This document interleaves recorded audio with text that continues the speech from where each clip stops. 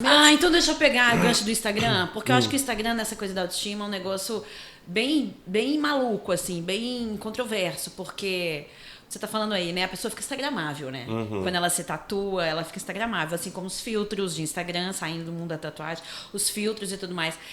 E aí, eu acho que isso é uma faquinha de dois legumes, porque se você não tem mais aquilo, sua autoestima pode ficar abalada, dependendo da sua idade, dependendo da sua autoestima como já é, né? A gente vê muito isso naquele filme Dilema das Redes, Sim. que é fantástico nesse ponto, que mostra ali como que meninas pré-adolescentes começaram a ficar muito suscetíveis a ter distúrbios alimentares ou até tendência a suicídio por causa do Instagram, por causa do filtro, por causa do Baixo bullying, engajamento.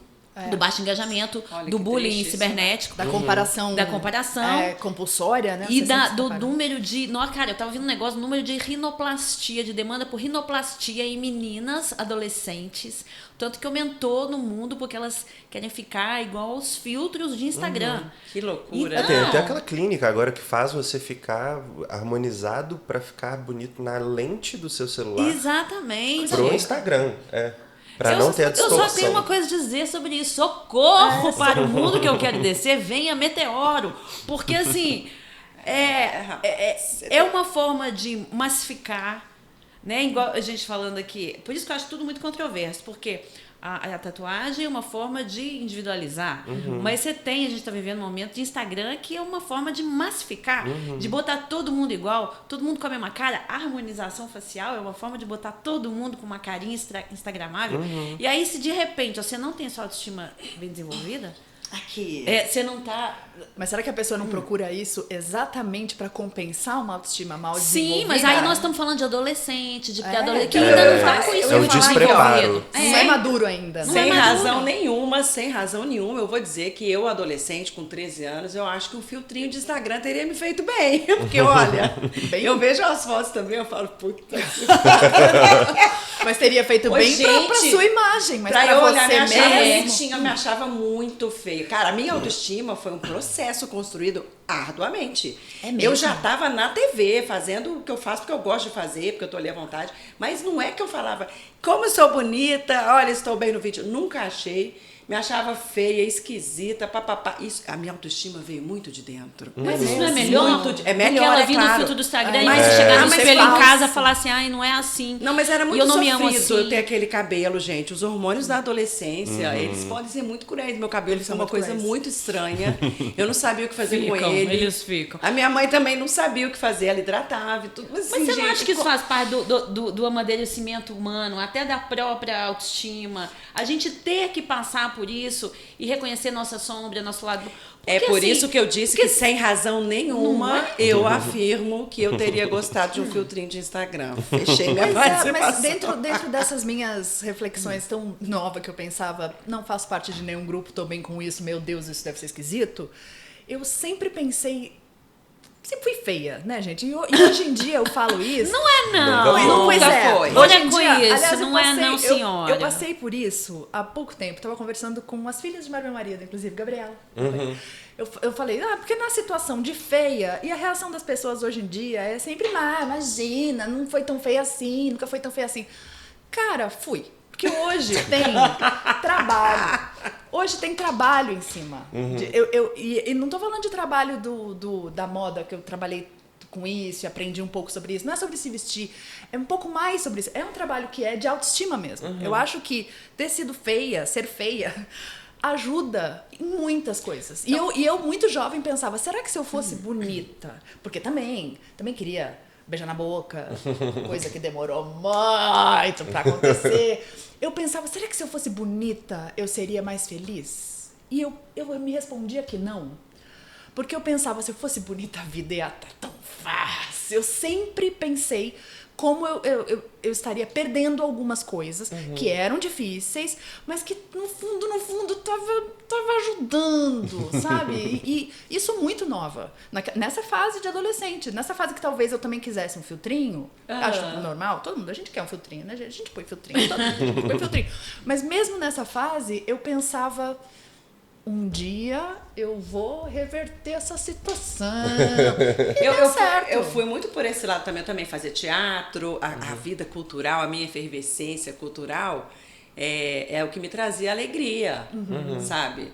Então, a autoestima, que também a autoestima não é só sobre o que você vê no espelho, né? Se você gosta ali esteticamente. Então, mas era isso que eu me pensava. alimentava. É uma sensação, né? Tipo, é muito melhor você se apoiar numa coisa que você sabe, que é seu, que você sabe de cor mesmo, sobre você, do que num mecanismo. Porque na falta desse mecanismo, como é que você faz? Você desmonta. Né? Você desmonta. E era isso que eu pensava. Eu não sou bonita. Eu acho que isso me dava... E isso não era consciente, mas eu pensava, eu tinha um esforço do tipo, vou ser culta, eu vou ser legal, eu vou ser engraçada. E isso, engraçado não era nem engraçada. Eu gostava quando as pessoas riam das coisas que eu falava. Espirituosa. Isso era uma coisa desde muito cedo. E eu sempre parei pra pensar, se eu fosse bonita, eu não estaria me esforçando em outras coisas que eu gosto muito. Mas, eu vou fazer uma provocação, então. Você acha que as pessoas que são extremamente bonitas têm autoestima super elevada? Não, acho necessariamente. que elas devem ter muitas dúvidas sobre isso. Eu também. acho, inclusive, a minha percepção também, sem razões total, porque, né, a nossa proposta aqui é esse, tendo a achar que as pessoas que são bonitas demais têm autoestima muito frágil.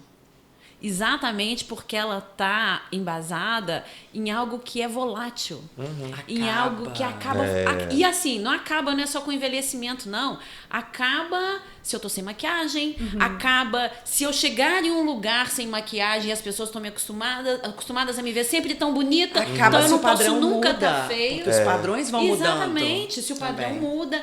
Então, assim, eu acho que a autoestima de quem é muito bonito acaba ficando um pouco... Isso é só uma percepção, presa, tem uma prisão ali. Tem uma prisão de que eu preciso estar sempre bonito para todo mundo, senão não vou ser tão desejado, E eu acho que tão amado, tão percebido como lindo. Essa liberdade aí é muito bom, é fundamental, né, para a autoestima, assim, porque hoje a gente vive uma diversidade, um reconhecimento da diversidade de corpos, por exemplo, que é um negócio maravilhoso.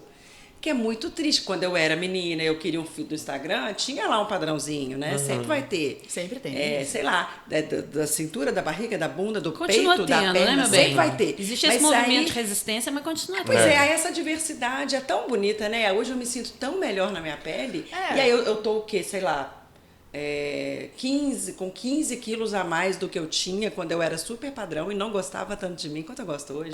Pois é. Olha que Essa loucura. coisa de gostar mais de si, a maturidade é imbatível, porque eu acho que as pessoas muito bonitas, reconhecidamente bonitas desde muito cedo, assim como um filtro, uma pessoa que não se acha bonita, usar os filtros, se comparar demais muito cedo deve atrapalhar, uma pessoa muito bonita desde muito cedo também deve atrapalhar.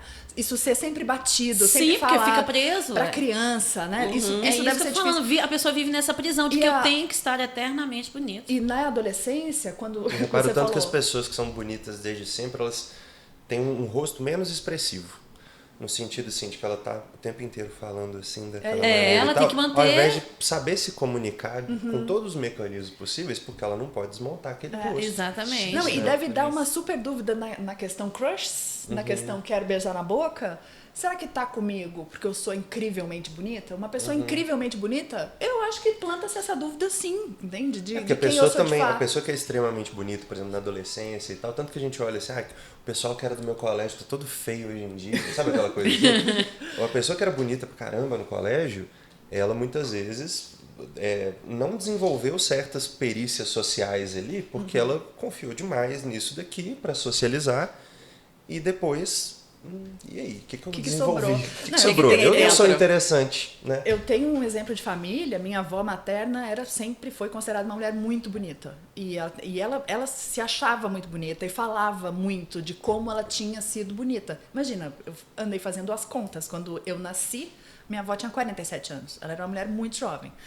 E desde que eu nasci, desde pequenininho, eu lembro dela falando de ter perdido essa beleza.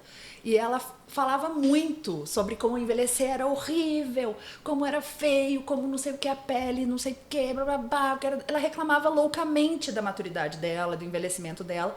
E eu sempre percebi, eu pensava, eu não sou bonita, mas eu não vou ter esse sofrimento. Eu cresci... Mas a gente vê claramente eu cresci com isso, eu não vou ter esse sofrimento que eu via na minha avó, de ter perdido aquilo que pra ela era beleza. Ela nunca enxergou a beleza dela, a beleza transformada. Após o colágeno.